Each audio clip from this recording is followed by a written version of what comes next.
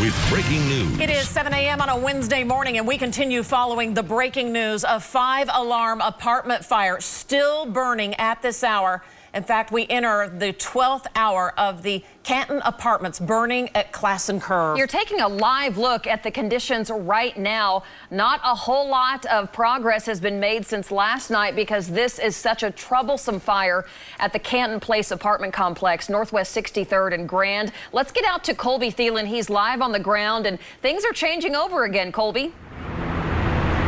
That's right, and it's changing over. It's a shift change is about to happen. We've seen some new crews coming in, and the crews that have been working all morning, overnight, they're getting some much needed rest. I want to bring in Chief Benny Fulkerson to talk about the situation right now. When we're looking at the aerial footage, it almost looks like, oh my goodness, the situation is a lot worse. How would you describe it compared to just an hour ago when we spoke with you? Yeah, so we're still in the process of trying to access portions of the building where we still have hot spots. There's still active fire in places, and there's going to be probably throughout the day. We just can't commit crews to the inside of this building because of the deteriorated state that it is now in from the fire conditions and also from all the water that we have flowed in, which is a lot of weight. It's just not safe to commit crews to the interior. So that's the challenge right now.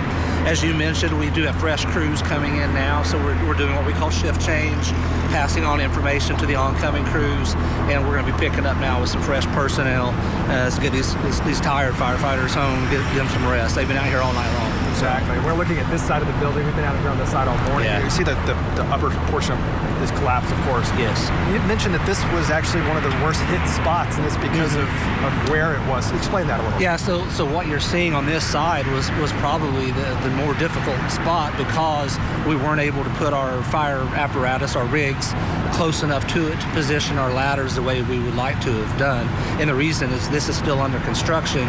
The concrete's not all poured in some places, and there's this it's muddy and just not finished up close to the building, so we just couldn't get as close as we would have liked. We do have firefighters in the parking garage right now utilizing the standpipe system in there, and they're actually using just hand lines to access some of this fire that you're still seeing.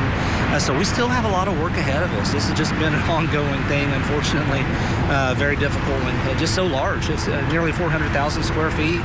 I don't know if I told you, we've dumped nearly, or at least 2 million gallons of water on this so far, and we still have 5 aerial ladders up and engines pumping to them and still putting a lot of water on this.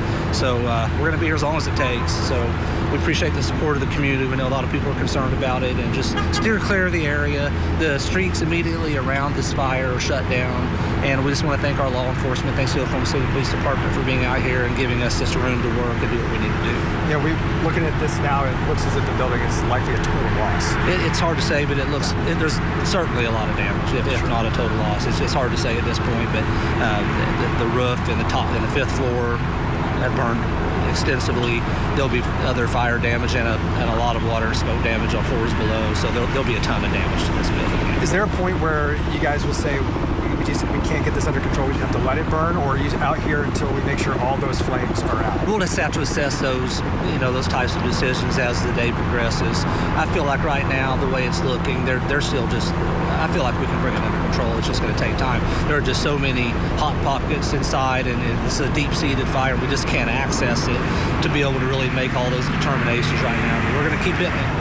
Those hot pockets you mentioned, we've been talking about those all morning. Yeah. When we use the word hot spot, it's essentially an area that's just slowly burning and it can reignite, right? That's exactly it. It's a hot spot inside the building, and all it takes for any fire, all fires start out small, right? And all it takes is one small little hot spot inside of any structure, and then it can turn into a large fire. So this is just such a large building, and we have so many of those locations that we just can't access. That's what's making it so difficult. So we're going to keep doing the best we can. Well, we certainly appreciate you and all your work and the crew's work as well. And know those guys are going home, fortunately, getting some rest.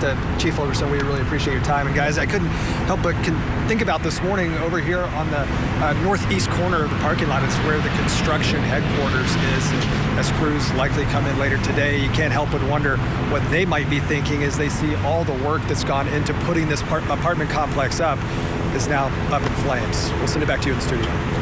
Colby Thielen reporting live with Chief Benny Fulkerson. Some good information there coming from Chief Fulkerson, especially how large this complex is, 400,000 square feet. And boy, I tell you what, as we've been watching this burn all morning long in our continuous coverage, the smoke is picking up. In fact, let's go to our James Albertson. He's in Bob Mills Sky News 9 right now.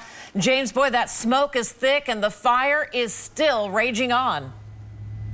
Hey, Robin, that's right. This thing is, it's like as we talked about earlier, it is burning from the inside out.